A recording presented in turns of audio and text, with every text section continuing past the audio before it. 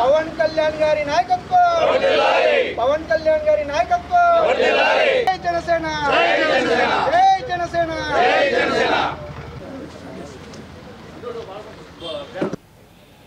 ఇప్పుడు ప్రస్తుతం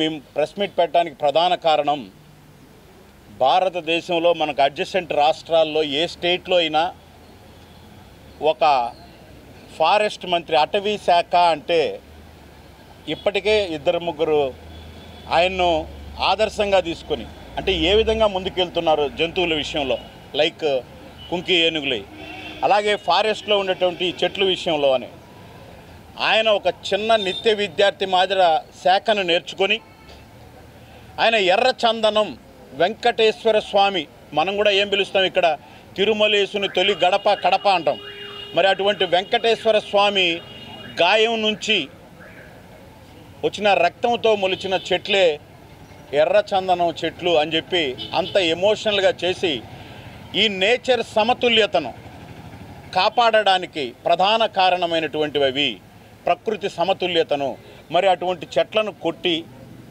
మనం అటవిని నాశనం చేయకుండా కాపాడే బాధ్యత నా మీద ఉంది అని చెప్పి సిన్సియర్గా ఆయన పనిచేస్తుంటే ఎర్రచందనం దొంగలు అంటేనే ఎక్కడోళ్ళు అక్కడ బయటకు వచ్చేసారు. ఆయన భూమన కరుణాకర్ రెడ్డి ఎర్రచందనం ఏంటి, వెంకటేశ్వర రక్తం ఏంది అంటాడు. అయ్యా నువ్వు నందలూరు నుంచి తిరుపతికి పోయి చేరినా ఒక ఎస్టీడీ పెట్టుకున్నావు, ఇప్పుడు నీకున్న కోట్ల ఆస్తి ఏంటి అనేది కూడా తొందరలో మేము పత్రికాముఖుల ద్వారా తెలియజేస్తాం. రెండోది 1968 ఫారెస్ట్ యాక్ట్ ప్రకారం ఇప్పుడు పెద్దిరెడ్డి మీద వాళ్ళ కొడుకుల మీద వాళ్ళు మాట్లాడుతున్నారు. అయ్యా మీ కుటుంబ సభ్యుల జోలి మీరు ఏమన్నా వచ్చినా ఎవరు వాళ్ళు అన్నారు. ఎస్, మా నాయకుడు కుటుంబ సభ్యుల గురించి కావాలంటే మేము తెలియజేస్తాం. మీకు మాకు తెలిసిన వాళ్ళు కాదు, ప్రపంచానికి తెలిసిన వాళ్ళు. మెగాస్టార్ చిరంజీవి గారు ఒక అన్నయ్య, ఎమ్మెల్సీ కొణిదెల నాగబాబు గారు ఒక అన్నయ్య, పవన్ కళ్యాణ్ గారు. మరి మీ కుటుంబంలో మేము మాట్లాడితే ఈ 1960 యాక్ట్ ఫారెస్ట్ యాక్ట్ కింద పెట్టిన వాళ్ళల్లో A1 Mithun Reddy, A2 Peddireddy, A3 Dwarakanath Reddy, A4 మళ్ళీ మేము చెప్పకూడదు మీ ఇంట్లో మహిళల పేర్లతో సహా. ఇది మీరు కుటుంబాల గురించి మాట్లాడితే మీకు మాకు ఉన్న తేడా మాట్లాడతారు. నేను ది వైల్డ్ ఈస్ట్ అని ఈ పెద్దిరెడ్డి గారి అరాచకాల మీద ఒక బుక్ ఉన్నది, మీరు అందరికీ పత్రికలకు కూడా నేను తెలియజేస్తున్నా.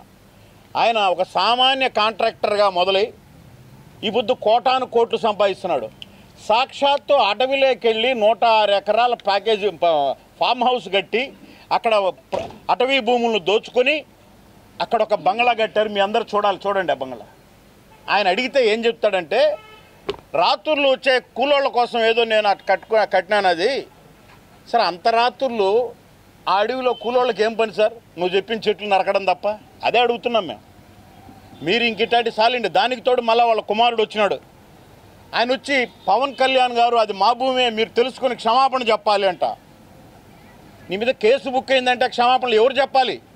దాదాపు 15 లక్షల మంది రాజంపేట పార్లమెంటు ఓటర్లు నిన్ను నమ్మి ఎంపీగా చేస్తే అక్రమ మద్యం కేసులో జైలుకు పోయిన నువ్వు రాజంపేట పార్లమెంటు ప్రజలందరికీ క్షమాపణ చెప్పు.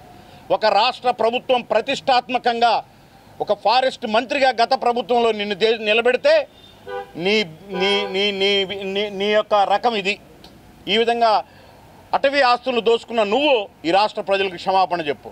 అంతేగాని మా నాయకుడు జోలికొచ్చి రకరకాలుగా ఈ మధ్య పిచ్చుకుక్క గరిచినట్లు ఇందాక అన్నట్టు పొద్దున ఆయన ప్యాంటు మీద, ఆయన అద్దాల మీద ఆయన రకరకాల డ్రెస్సులు చేస్తారు. రండి, వ్యక్తిగతంగా మాట్లాడండి, సిద్ధాంతాల మీద మాట్లాడండి, 1000 ప్రశ్నలు ఇవ్వండి, 10,000 సమాధానాలు చెప్తాం. అంతేగాని వ్యక్తిత్వ హననం చేయడం. ఇందాక అన్నట్లు ఉదయం తాడేపల్లిలో టిఫిన్ చేస్తాడు, మధ్యాహ్నం తిరుపతిలో భోజనం చేస్తాడు, డిన్నర్ చేస్తాడు, సాయంత్రం నైట్ హైదరాబాద్లో డిన్నర్ చేస్తాడు. ఎస్, ఇవన్నీ ప్రజల కోసం చేసే పనులు. ఆయన 24/7 పనిచేస్తున్నాడు. ఎందుకంటే ఉదయం బ్రేక్ఫాస్ట్కు సిబిఐ కోర్టుకు పోయే పని, మీల్స్కు ఈడీ కోర్టుకు పోయే పని, వాళ్ళు వచ్చి డిన్నర్కు ఈడీ ఇంకో కోర్టుకు హాజరు కాలేను అని చెప్పి చెప్పుకునే పని ఆయనకి లేదు. ఆయన తెరిచిన పుస్తకం తెల్ల కాగితం లాంటి వాడు మా నాయకుడు. తర్వాత ఈ కాంట్రాక్టర్ నుంచి మీరందరూ ఈ విధంగా ఎలా ఎదిగినాడు నేను ఒక్కటే చెప్తున్నా. పెద్దిరెడ్డి కావచ్చు, మిథున్ రెడ్డి కావచ్చు, ఇక్కడేదో అవినాష్ రెడ్డి కావచ్చు, మీ చరిత్ర అంతా పుటలుగా బయట పెట్టడానికి ఆంధ్రప్రదేశ్ ఉప ముఖ్యమంత్రి పవన్ కళ్యాణ్ గారు సిద్ధంగా ఉన్నారు. మీరు వ్యక్తిత్వ హననంతో కాదు, మీరు సిద్ధాంతాలతో రండి. మీరు రోజు హాస్యంగా ఉప ముఖ్యమంత్రిని నేను వదిలేసి మాట్లాడితే రేపు పొద్దున్నే మేము కడప జిల్లా జనసేన పార్టీ నుంచి సంయుక్తంగా అందరి తరపున ఒకటే హెచ్చరిస్తున్నాం. ఇదొక్కటే కాదు, మీ భాగవతం అంతా ప్రతి జన సైనికుడు బయటికి తీసి రాష్ట్ర ఆఫీసుకు తెలియజేస్తున్నారు. ప్రతిదీ 1 by 1 మా నాయకుడిని మాట్లాడే ప్రతి ఒక్కరి చరిత్రను కడప జిల్లా ప్రెస్ ముందు పెట్టడానికి సిద్ధంగా ఇంక విడతల వారీగా మేము కూడా ప్రెస్ మీట్లు పెడతామని తెలియజేస్తూ, పవన్ కళ్యాణ్ గారి నాయకత్వంలో ప్రజలకు అందుబాటులో ప్రతి సమస్యకు పరిష్కారం దిశగా మేము పోవడానికి సిద్ధంగా ఉన్నామని తెలియజేసుకుంటూ